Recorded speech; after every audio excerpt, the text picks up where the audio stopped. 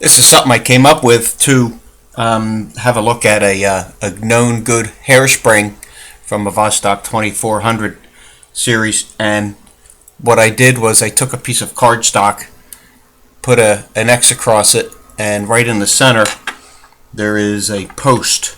There is a pin running through that hairspring. See if I can focus that a little bit. There it is. There's the end of that post, that pin, and crazy glued it to this heavy cardstock. Then I took an oiler,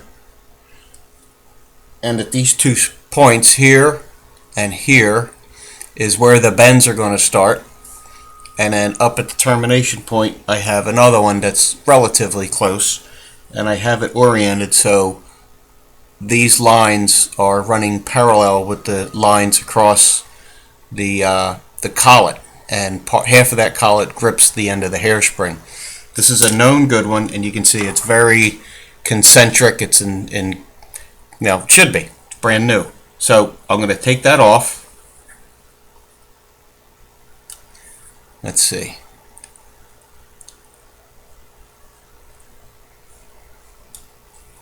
I got to get in tight here and have a look. I got to come out of the shot. I'm going to take that off and put on the one that's not so good. This is the one that needs manipulating.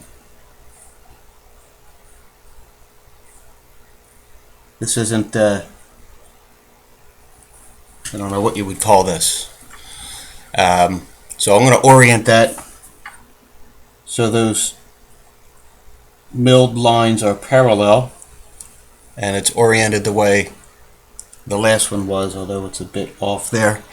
I'm basically setting up like a template, I guess you would call it. Now you can see where those points need to be and where the problems are occurring. You get a better focus on that.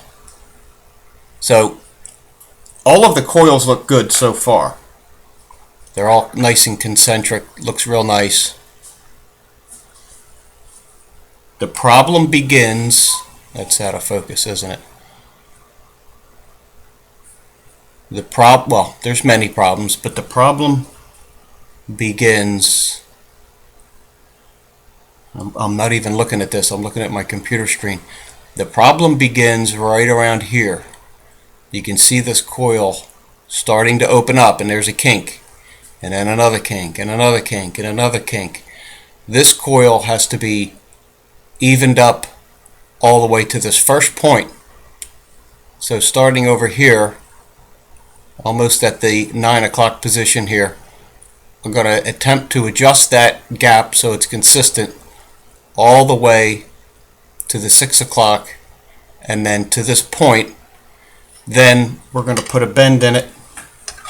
I'm going to put a bend in that so that it matches this point, and then follow that radius, and eventually the termination stud will be close to this dot, this point right here. That is actually a hole through the cardstock that I made. I'm probably not going to be able to do this on the video. I'm going to attempt to, but it may not work because this is quite tedious. You got to get in real tight with this. But this would be a start, a good place to start, and I'm gonna use this jig template, as you call it, and just keep swapping it back and forth, or just lay the good one right on top of it. That's another idea. Let me show you that. Show you what I mean.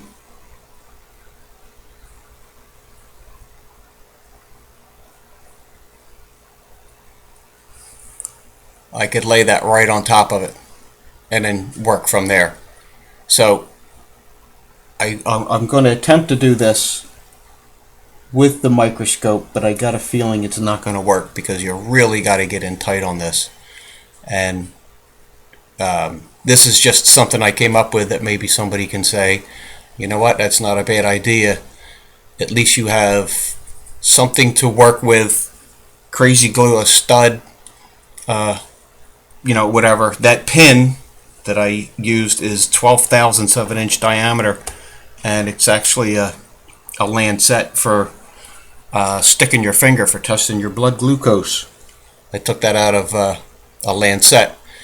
And I believe the bore on that collar is, let's see if that's 12 thousandths. I think that's roughly 15 or 18 thousandths of an inch. I'm not sure.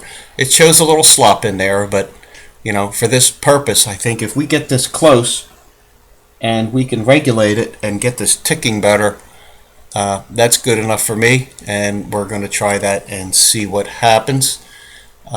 If I don't succeed in showing this on the microscope, I'll at least post another video of the after. How does it look after? And we should see what happens. Now, last time I ruined a few springs because I didn't take them apart. Now that I can take them apart, this might be better. So stay tuned and we will see what happens.